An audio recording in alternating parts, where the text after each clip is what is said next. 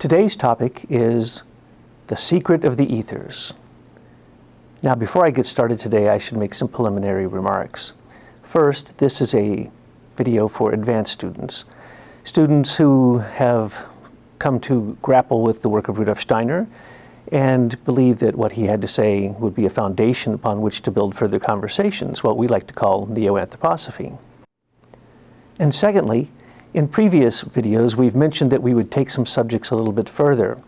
And so today, we'd like to address this particular video to our friends in New Zealand, the Sisters of Sophia, who've been working with the Gospel of Sophia very, very diligently. And they ask us questions from time to time, and they filter around to me, and so I'm going to give my opinion on some of them today and take further what was said about etheric vision and the ethers and the etherization of the blood. Now, by the title of this, Secrets of the Ethers, one would also need to preface this with the fact that these are indeed secrets. And what I'm about to tell you can't be found in any book anywhere that I know of. I've been studying this topic for 30-some years and found that it is at the core of all true practices. And it's the secret that you'll find when you want to understand the forces of nature and how they play out in a hierarchy of beings that manifest those forces. So what is about to be said should not be taken lightly, and I don't take it lightly whatsoever. Some of these issues caused great fights in the early days of the Theosophical and Anthroposophical societies, and people drew a line in the sand and took sides on this. What I'm about to tell you is going to be a new version of it. In the 4th and 5th volume of the Gospel of Sophia, which addresses the eternal curriculum for wisdom children, there's a part about the ethers. And in that is presented really a theory of everything based upon Erwin Laszlo's concept of the ethers as the Akashic ethers and the Akashic theory based upon zero-point physics and vortex vacuums and the kind of scientific research that's going on in the modern world that completely coincides with what we know from Rudolf Steiner, from H.P. Blavatsky, from the Shiva Gama, from the science of breath, from the ancient Vedic text, the Chaldean, Egyptian, Mesopotamian texts, all point in this direction, but often that great secret is so profound that it has been hidden for a long time.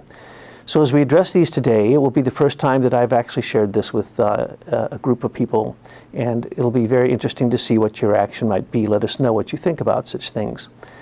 So to begin with, let us say that any study of the etheric body first must frame what is an etheric body. And of course, the ethers build up the ether body. One could assume that simply by the name. We've mentioned before that there are, of course, 4 categorizations of the constitution of the human being's body: the physical, etheric, astral, and ego, or consciousness. So those 4 bodies, the physical, you can see, and science works with the physical body. The etheric body is that body that brings life to the physical body. At night when you sleep, your body is renewed by a life body. And that life body is inexplicable to science because it has forces of renewal, forces of growth, intelligent design that are inexplicable to the 5 senses which science is limited to. Then you have the astral body, and as I always say about this, everyone knows the astral body very well because that's the body of your desires, that's the body of your passions, your intents, what it is that you want. That's the one that we have to tame. One way of looking at the astral body is it's a dragon, and a dragon is all the animals in one. And that's the dragon of our astral body that we first must tame before you can go to the next step of spiritual development, which would actually be to see the etheric body in its true nature. And then the ego, or I, as Rudolf Steiner calls it, what we would call in the West consciousness, objective consciousness, that is something that is very little understood, and in fact you have an ego, and we can talk about that in another tape someday, about the fact that you have 3 egos, but we're going to talk about at least one of them today. So, physical, etheric, astral, ego. What is this etheric body? As I have said before, I went into Waldorf education because Rudolf Steiner said that from age 7 to 14 a child ether body is at its height of growth. And if you really want to understand the etheric body, you should look at a child in those 7 years. That would be from grade 1 until grade 7 in the Waldorf curriculum, the curriculum that Rudolf Steiner created. Waldorf schools are a worldwide network of basically school reformation based upon Steiner's curriculum. So in that etheric body that we're teaching from age 7 to 14 is really the history of all of mankind. We're teaching that to the children because the children are actually going through those stages themselves, and we are giving them what they need as nourishment for each one of those stages. Now, the human being is not fully developed. In some ways of looking at it, in a system of 7, we're on either stage 4 or 5, depending upon which of the rounds that you're looking at. But we are somewhere like in a pendulum swing that started at 1, 2, 3, 4, and now at the very bottom of that pendulum swing, we've started on the way up. And 5, 6, and 7, just like in the curriculum, 1st grade through 7th grade, we can see a process of coming down into matter, incarnation, and a process of excarnation. And the very forces that led down are the forces that are transformed and utilized on the way up, the forces that science would probably call inertia in this particular example. And so we're somewhere in the 4th. And when we're talking about consciousness, we're probably in the 5th. As you look at this swinging of the 7, Rudolf Steiner refers to these as incarnations of the earth. But even more than that, he refers to them as states of being, like minerals, plants, animals, humans, states of consciousness, like trance consciousness, that would be sleep with no dreams, or dreams, or waking consciousness, or we could see them as dimensions. He describes them as dimensions. The first being actually just existence, a point, no dimensions, and then a line and a plane, and then 3 dimensions, so we're in the 4th. And we can actually see that in all the descriptions that we would look at in nature, from a monarch butterfly to the stages that a child goes through between between grades 1, which should be at age 7, to grade 7, which should be at age 14. As we look at the child from 7 to 14, we can see an ideal presentation of the etheric body. That is where you can learn the secrets that I'm about to tell you. In any system that you want to study, when you refer to the ethers, you'll probably only find 4 ethers that are mentioned: warmth, light, sound, and life. Warmth we know of. Light, we think we have an idea what light might be. When we say sound in terms of ethers, we're talking about also chemical reactions, the valence between atoms. We're talking about electrostatic, electromagnetic forces that are going on, and then actually electrostatic forces, and then electromagnetic forces, or more, the next stage, which is called life ether. Now, life ether is exactly as it says. It's wherever life comes to exist. But we must remember that we exist on a thin, thin membrane on the surface of an earth that is one that is not like any other that we know of in the universe that we found so far. And in this very, very, very thin atmosphere, we have warmth around us all the time, and we don't think about it. We have light flooding the air, and we seldom think about it. We have sound and chemical reactions going on that we can't even conceive of.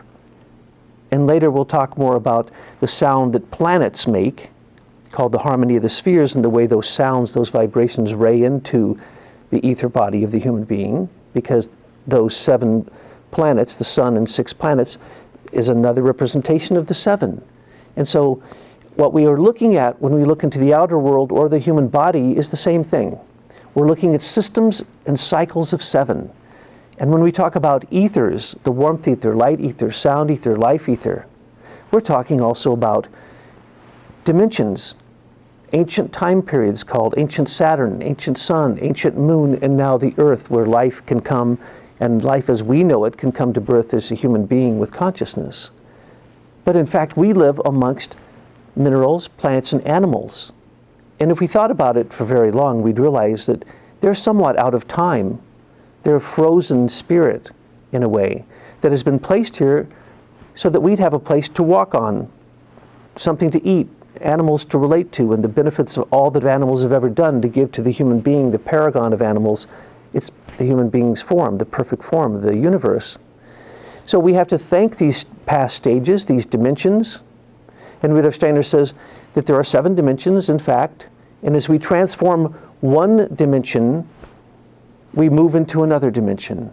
And so we're yet to go into the 5th, 6th, and 7th stages. There's still 3 more stages to go. We're in the 4th stage.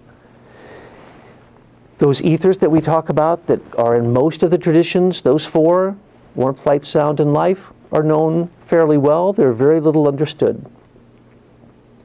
There are many associations, correspondences, and ramifications that can be made from those and applied to the outside world in a way that can actually show you the manifestation of the spirit as it comes into existence in the physical plane.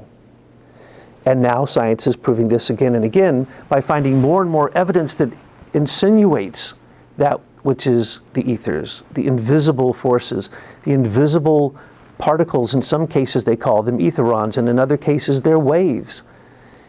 They use ether and the variety of ethers and numbers of ethers as solutions to almost all of the modern mathematical theories of the existence of the universe and how it came to be.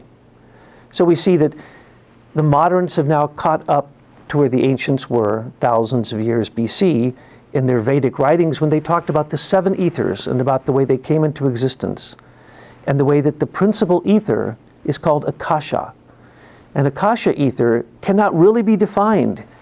You can study it all you want, and you can look at the systems that derived afterwards, and you will not come up with a very clear description of Akasha. As a matter of fact, H.P. Blavatsky, Helena Petrovna Blavatsky, talked more about the ethers than practically anyone, and she was revealed what's called the secret doctrine from the East. And in her works are many, many references to what the ancients say about the ethers, how they came into being, about their metamorphosis and progression and evolution. And she says that this first Akasha, this first being, and these are now beings to them, they are not forces.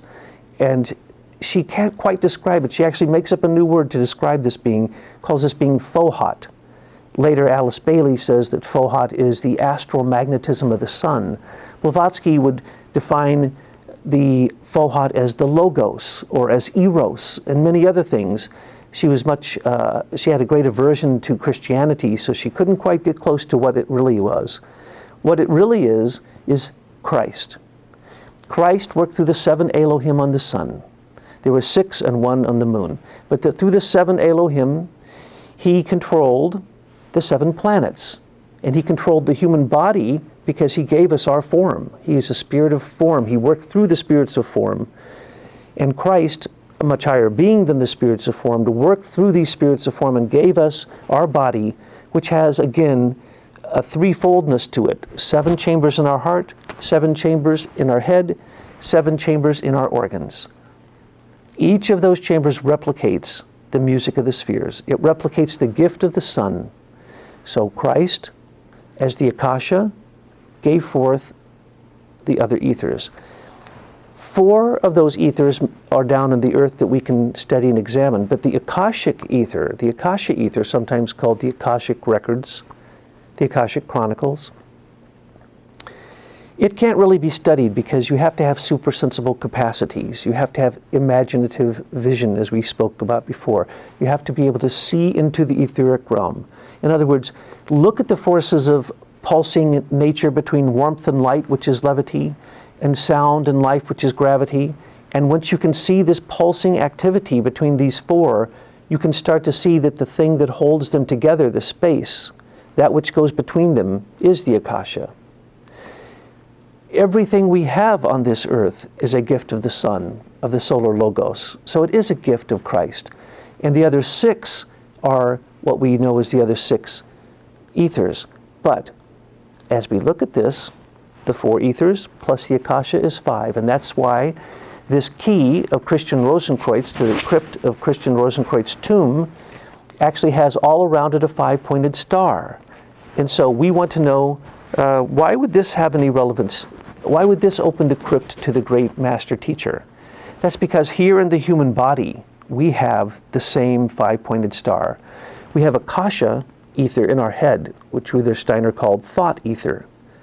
And then, I'm not going to tell you the sequence of ethers, but you could meditate on this and you would arrive at it yourself. From the head to your left foot, if you're standing out like a star, imagine yourself as a star from the head to the left foot, from the left foot to the right hand, from the right hand to the left hand, from the left hand to the right foot back to the head. When you inscribe that, that is one of the ether streams in the human body. That is one of the major ether streams. That's the five ethers. The other two ethers are not there. They have yet to fall down to earth. They only fall down to earth when two things happen. When the tree of knowledge, which is the kundalini, is raised in the body, that is called the unfallen sound ether. And then when the tree of life, the unfallen life ether, rises up through the second frontal spinal column created by Christ, and the etherization of the blood, which we spoke about, that's the tree of life. That is the other ether. There's two ethers that we don't see on this earth unless you go into a spiritual condition. Unfallen sound ether, unfallen life ether. So once you get the akasha, then you can understand the other four, and then there's still two more for you to understand: the tree of knowledge of good and evil and the tree of life. So, those are the seven ethers. They're seldom talked about. Great battles were waged over this in the past. The Theosophists took the work of the Shiva Gama, called the science of the breath, and they literally took what we know as Hatha Yoga, the chakras below the heart, and those are the chakras of the physical body. We were supposed to have already developed them in the past.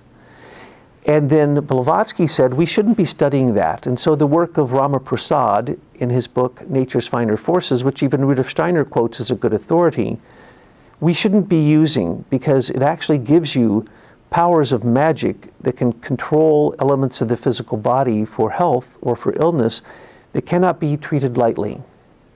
There are 5 24-minute cycles that cycle through the body.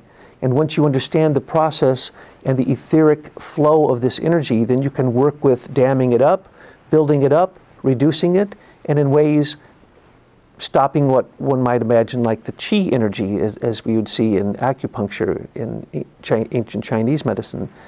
But there are other streams also. That's one of the streams.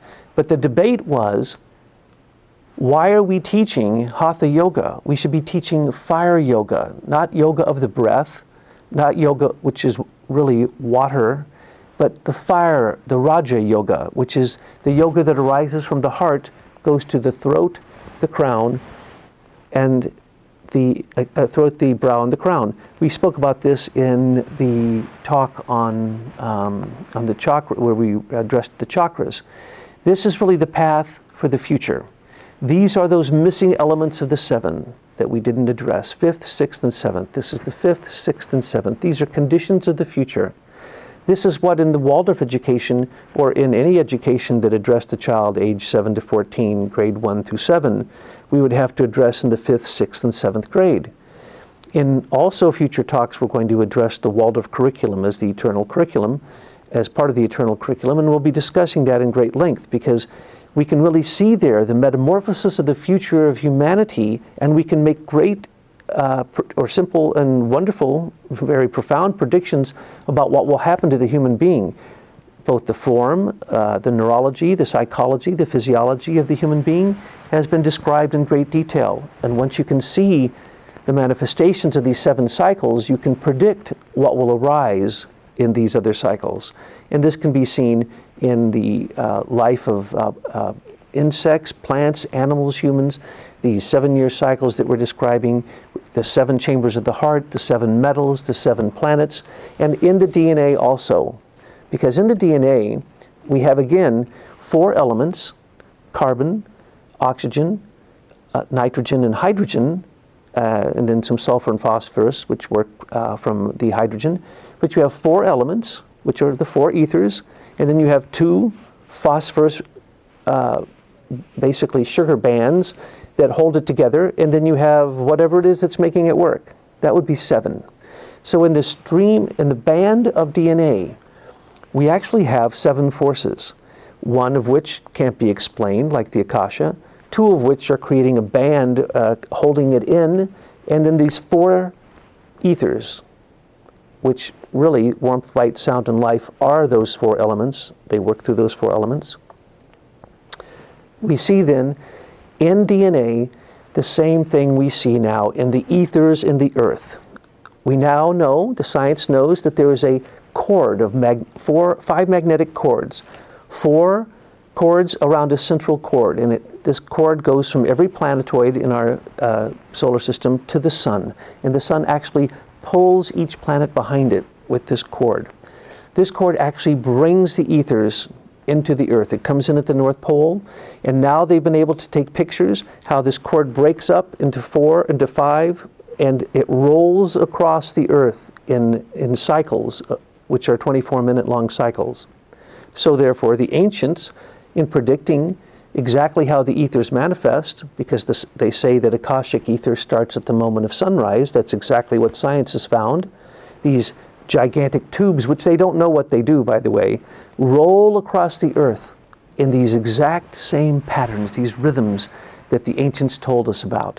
So that's another way we can see that. And also the etheric interaction between the sun and the earth, it is the Van Allen belts, it's magnetism and what science would call gravity that is really holding back 2 of the ethers from falling to the earth so that they don't come to us before we can manage them.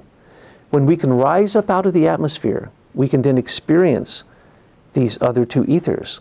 But we can't do that until the Akashic ether, the thought ether, has made us so buoyant in our thinking that we can literally take wings and rise up into these rarefied realms. For instance, as we think of the Akashic, we move into the Akashic ether, we immediately move into the throat chakra, where all thought really exists. That's why all speech is related to that chakra.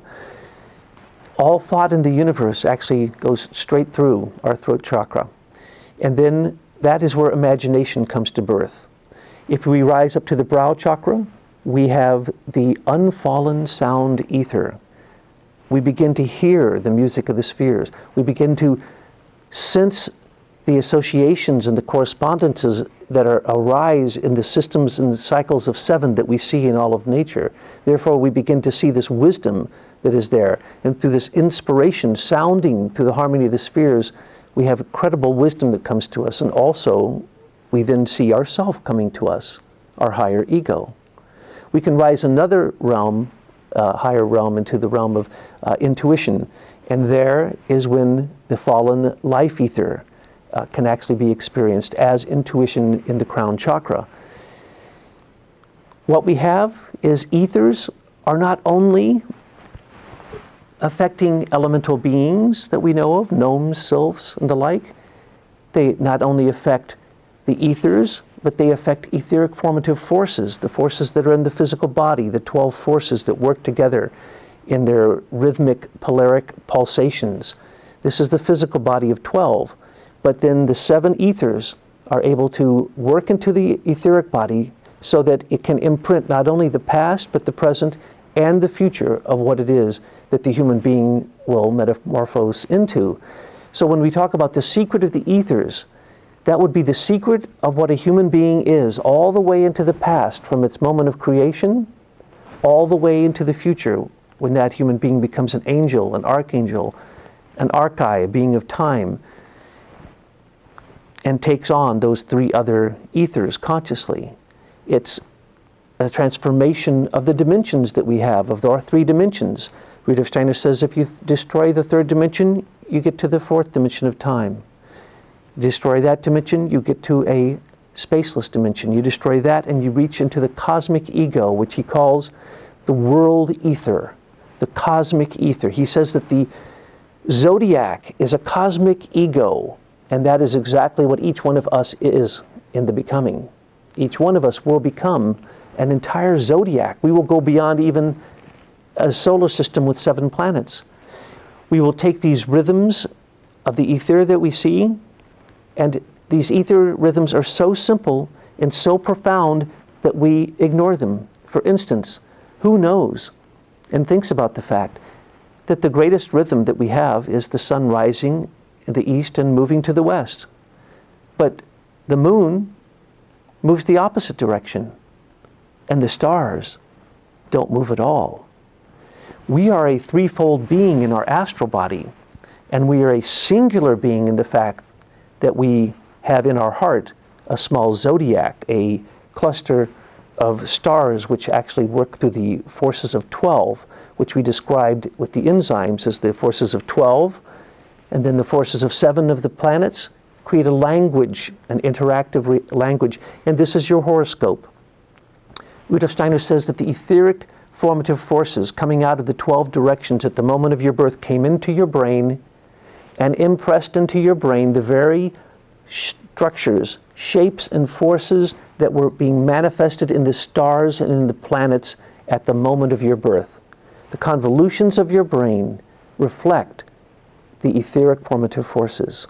So when we begin to speak about the secret of the ethers, there really is no end to it, because one could take the ethers and study them until you truly do have a theory of everything. So I'm just thrilled to get a chance to have a second layer of this that I could present to people who are interested in this topic. And if there's an interest, we can also go to a third layer. But I'd like to then thank you very much for your time, and good luck working with the ethers, because they are at the heart of all spiritual practice if you look very closely.